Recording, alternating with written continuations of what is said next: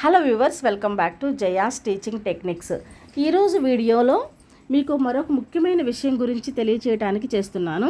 అయితే మీరందరూ రిజల్ట్ ఎప్పుడు వస్తుందా అని చాలా ఆశగా ఎదురు చూస్తూ ఉన్నారు. ఖచ్చితంగా 1 or 2 డేస్లో కోర్టు కేసు మీ అందరికీ అనుకూలంగా వస్తుంది. మీ అందరికీ రిజల్ట్ ఇస్తారని ఆశిస్తున్నాను. ఒకవేళ వెంటనే రిజల్ట్ ఇస్తే కనుక మీకు కౌన్సిలింగ్కి ఎక్కువగా టైం అనేది ఇవ్వకపోవచ్చు. కావున మీరు కౌన్సిలింగ్కి వెళ్ళేలోపుగా మరికొన్ని ముఖ్యమైన విషయాలు మీరు తెలుసుకుని ఖచ్చితంగా ఉండాలి. లేకపోతే మీరు ఫ్యూచర్లో కొంచెం ఇబ్బంది పడే అవకాశం అనేది ఉన్నది. మీకు లాస్ట్ వీడియో చెప్పాను, మండలాల గురించి ఒక అవగాహనతో ఉండండి, ఏది దగ్గరో ఏది దూరమో తెలుసుకుని కౌన్సిలింగ్కి వెళ్ళండి అని. అందరూ కూడా చాలా పాజిటివ్గా రెస్పాండ్ అయ్యారండి. సో అందరికీ చూసినందుకు థ్యాంక్ యూ. అయితే ఈరోజు వీడియోలో మరొక ముఖ్యమైన విషయాన్ని మీకు తెలియజేయాలనుకుంటున్నా. అదేంటంటే 9 రకాల పాఠశాలలు. మీ అందరికీ తెలుసు, కొత్త జీవో ప్రకారం మన స్కూల్స్ అన్నీ మారిపోయినాయి. ఇంతకు ముందైతే 3 రకాలే ఉండేవి, ప్రైమరీ, యూపీ, హై స్కూల్. కానీ ఇప్పుడు 9 రకాలుగా చేశారు. మరి వాటి గురించి కూడా మీరు అవగాహన చేసుకుంటే రేపు ఏ స్కూల్ మనకు అనుకూలం, ఏ స్కూల్లో చేస్తే మనం ప్రశాంతంగా మనకి డ్యూటీ పర్ఫెక్ట్గా చేసుకోవచ్చు అని ఒక అవగాహన ఉంటుంది. కాబట్టి నేను ఈ వీడియో మీకు చేస్తున్నాను. ఒక్కసారి అందరూ కూడా ఈ విషయాలను మీరు నోట్ చేసుకుని ఉంచుకోండి. ఓకే, సరే అయితే చూద్దాము. మొదటిగా ఫస్ట్ది ఏంటంటే satellite foundation school, LKG and UKG. అంటే ఇది అంగన్వాడీ సెంటర్స్లో ఇవి నడుపబడతాయన్నమాట. ఎల్కేజీ యూకేజీ అక్కడే ఉంటాయి. అంగన్వాడీ కార్యకర్తలు వీటిని చూసుకుంటారు. సో మనకు అక్కడ అలాట్మెంట్ అనేది జరగదు. నెక్స్ట్ రెండవది ఫౌండేషనల్ స్కూల్, అంటే ఫౌండేషనల్ ప్రైమరీ స్కూల్ అంటారు. ఇందులో ఏంటంటే 1-2 తరగతులు అనేవి ఉంటాయి. కేవలం 1-2 తరగతులే. ఇక్కడ ఏంటి, బిలో 20 మంది కనుక పిల్లలు ఉంటే ఒక టీచరే ఉంటారు. ఒకవేళ 20 కనుక దాటితే కనుక రెండవ టీచరు. అంటే కొన్ని చోట్ల ఏంటంటే అక్కడ రోల్ను బట్టి కూడా టీచర్స్ అనేవి మారుతున్నారు. మ్యాక్సిమం 1 or 2 టీచర్స్ మాత్రమే ఉంటారు. ఇది గుర్తుంచుకోండి. ఫౌండేషన్ స్కూల్ కోరుకునే వాళ్ళు అక్కడ కేవలం 1-2 తరగతులే ఉంటాయి అనే విషయాన్ని గ్రహించుకోండి. అలాగే టీచర్స్ కూడా 1 or 2 మాత్రమే ఉంటారనేది మీకు పూర్తి అవగాహన కలిగి ఉండాలి. ఓకేనా. నెక్స్ట్ మూడవది బేసిక్ ప్రైమరీ స్కూల్, బేసిక్ ప్రాథమిక పాఠశాల అంటారు. ఇందులో ఏంటంటే 1 నుంచి 5 తరగతుల వరకు ఉంటాయి. 5th క్లాస్ వరకు ఉంటుంది. ఇక్కడ కూడా ఏంటంటే రోల్ను బట్టి టీచర్స్ అనేవాళ్ళు ఉంటారు. ప్రజెంట్ ఉన్నటువంటి సిచ్యువేషన్ ఏంటంటే 20 కంటే లోపల ఉంటే, బిలో 20 ఉంటే కనుక పిల్లలు ఒక టీచరే ఉంటున్నారు, సింగిల్ టీచర్తో నడుస్తున్నాయి. అలాగే అబోవ్ 20 కనుక ఉంటే కనుక 2 టీచర్లు ఉంటున్నారు. సో కాబట్టి ఇక్కడ కూడా ఏంటంటే రోల్ బేస్ అనమాట. అక్కడ రోల్ను బట్టి 2 టీచర్లు. మ్యాక్సిమం బేసిక్ ప్రాథమిక పాఠశాలలు 2 టీచర్లతో ఎక్కువగా స్కూల్స్ అనేవి ఉన్నాయి. ఈ విషయం కూడా మీరు గ్రహించుకుని ఒక అవగాహనతో ఉండాలి. బేసిక్.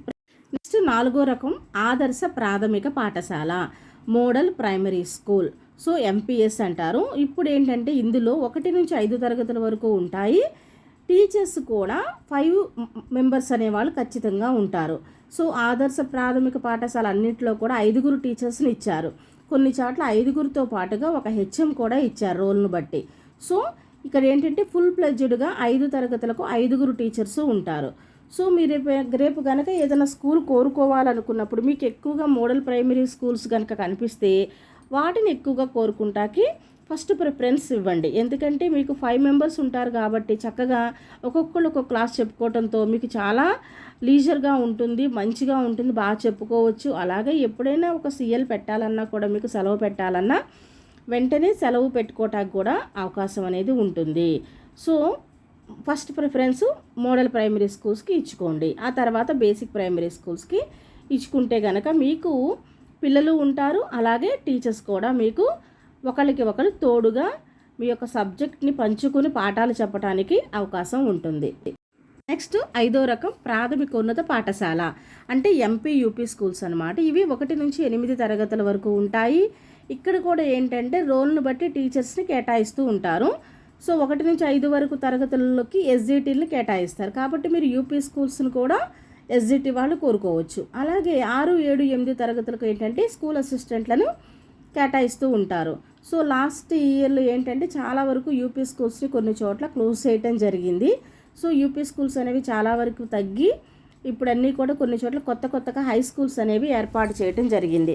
సో ఇంకా ఉన్న యూపీ స్కూల్స్ మీరు అక్కడ కూడా మీ యొక్క అలాట్మెంట్ని కోరుకోవచ్చు. అలాగే 6వ రకం ఉన్నత పాఠశాలలు అంటే హై స్కూల్స్ అనమాట, జెడ్పీ హై స్కూల్స్. ఇక్కడ ఏంటంటే 6th నుంచి 10th వరకు క్లాసెస్ జరుగుతాయి. అలాగే మొత్తం స్కూల్ అసిస్టెంట్లే ఇక్కడ ఉంటారు. ఎస్జిటి వాళ్ళు కోరుకునే అవకాశం అనేది ఇందులో ఉండదు. ఓకే, ఇదొక రకం. ఇంకొక రకం ఏంటంటే ఉన్నత పాఠశాలల్లోనే మరొక రకం, ఇది 7వ రకం. ఇదేంటంటే 1 నుంచి 10వ తరగతి వరకు ఇందులో ఉంటారు. మరి 1 నుంచి 10వ తరగతి వరకు ఉంటారు కాబట్టి 1 నుంచి 5వ తరగతి వరకు ఉన్న క్లాసెస్ని ఖచ్చితంగా ఎస్జిటీలకు కేటాయిస్తారు. కాబట్టి మీరు ఈ ఉన్నత పాఠశాలల్లో కూడా ఎస్జిటీలు ప్లేస్ కోరుకునే అవకాశం అనేది ఉంటుంది. ఎందుకంటే ప్రైమరీ స్కూల్ కూడా అందులో నడపబడుతుంది. అలాగే హై స్కూల్ తరగతులు 6 నుంచి 10 వరకు కూడా జరుగుతాయి. మొత్తం 1 నుంచి 10 తరగతుల వరకు ఈ ఉన్నత పాఠశాలలో ఉంటాయి. సో మీరు ప్రిఫరెన్స్ ఇచ్చుకునేటప్పుడు ఒకవేళ ఎస్జిటీలకు కనుక హై స్కూల్స్ ఏమన్నా చూపిస్తే కనుక మీరు వీటిని కోరుకోవటం వల్ల చాలా లాభం ఉంటుంది. ఎందుకంటే ఫుల్ ప్లెడ్జెడ్గా పిల్లలు ఉంటారు, అలాగే ఎక్కువ మంది స్టాఫ్ ఉంటారు. కాబట్టి మీకు డ్యూటీ చేసుకోవటానికి చాలా మంచిగా అవకాశం అనేది, ఇక్కడ సబ్జెక్ట్ షేరింగ్ అనేది చాలా బాగుంటుంది, అంతా మంచిగా ఉంటుంది. కాబట్టి దీనికి కూడా మీరు ముందు ప్రిఫరెన్స్ అనేది ఇచ్చుకోవచ్చు. నెక్స్ట్ 8వ రకం పాఠశాల high school plus. High school ప్లస్లో 2 రకాలు, టైప్ 1, టైప్ 2. మరి టైప్ 1లో ఏంటంటే 6 నుంచి 12 తరగతుల వరకు ఇందులో ఉంటాయి. ఇది మొత్తం స్కూల్ అసిస్టెంట్లకే ఇది కేటాయించడం జరుగుతుంది. 6 నుంచి 12 తరగతుల వరకు ఉంటాయి. అంటే ఇంటర్మీడియట్ కూడా ఇందులో ఉంటుంది. అలాగే హై స్కూల్ ప్లస్ టైప్ 2లో ఏంటంటే 1 నుంచి 12 తరగతుల వరకు ఉంటాయి. సో ఇక్కడ ఏంటంటే 1 నుంచి 5 వరకు ఎస్జిటీలను కేటాయిస్తారు.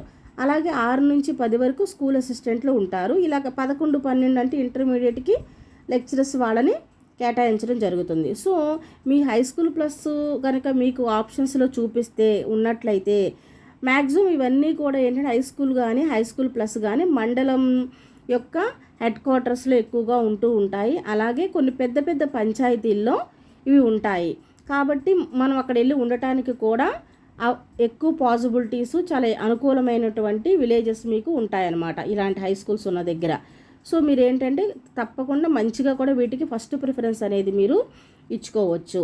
ఎక్కువ మంది వీటిని కోరుకుంటానికి ఎక్కువగా సీనియర్లు అందరూ కూడా వెయిట్ చేస్తూ ఉంటారు. కాబట్టి మీకు ఒకవేళ ఎక్కడైనా హై స్కూల్ 1 నుంచి 10వ తరగతి వరకు ఉండినా లేదా హై స్కూల్ ప్లస్ ఉండినా మీకు ఎస్జిటి వేకెన్సీ చూపిస్తే కనుక వాటిని మీరు ముందు ప్రిఫరెన్స్ అనేది ఇచ్చుకోవటానికి ప్రయారిటీ ఇవ్వండి. ఓకేనా? ఆ తర్వాత ఇప్పుడు నేను చెప్పినటువంటి ఈ 9 రకాల పాఠశాలల గురించి మీకు ఒక అవగాహన అనేది వచ్చింది అనుకుంటున్నాను. సో దీన్ని బట్టి మీరు అక్కడ ఉన్నటువంటి క్లాసెస్ ఏమేమి తరగతులు నడపబడుతున్నాయి, అక్కడ ఎంతమంది టీచర్స్ ఉంటారు అనేది ఒక అవగాహన చేసుకోండి. సో కాబట్టి ఇదన్నీ 9 రకాలు కూడా మీరు ఒకసారి ఒక పేపర్ మీద నోట్ చేసుకోండి. ఏ స్కూలు అంటే ఈ పేర్లన్నీ ఏంటంటే మనకు కొత్తగా అనిపిస్తూ ఉంటాయి. ఏ స్కూల్లో ఏంటి, ఎంతమంది ఉంటారు అనేది. మీకు ఒకవేళ కౌన్సిలింగ్లో మీకు ఏదైనా డౌట్ వస్తే కనుక వాళ్ళని అడగండి.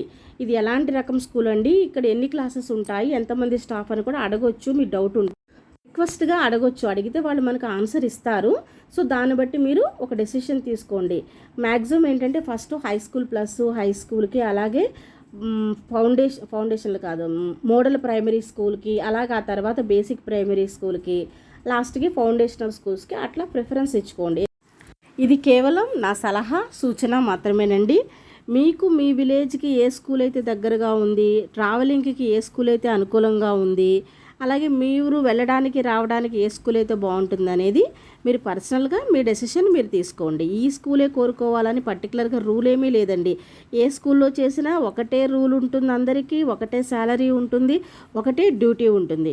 కాబట్టి అది కూడా గుర్తుపెట్టుకోండి. ఎక్కడైనా మనం మన స్కూల్లో ఉన్న మన పిల్లలకి మన సాయశక్తిలో మనం పాఠాలు చెప్పాలి, అందులో మనం సక్సెస్ అవ్వాలి. ఏ స్కూల్ అయినా ముందు మనకి జాబ్ రావాలి. సో ఫ్లెక్సిబిలిటీ అనేది తర్వాత చూసుకుందామని కూడా మనం అనుకోవచ్చు. సో ఓకేనా గైస్? సో అందరికీ జాబ్ రావాలని కోరుకుంటున్నాను. ఆల్ ద బెస్ట్ అండి. మరొక మంచి వీడియోతో మళ్ళా కలుస్తానండి. ఎందుకంటే మీరు ఇప్పుడు కౌన్సిలింగ్కి వెళ్ళబోయే ముందు కొన్ని విషయాలు కంపల్సరీ తెలుసుకోవాలండి. అందుకోసమే నేను ఈ వీడియో మీకు చేస్తున్నాను. Okay, all the best, bye bye.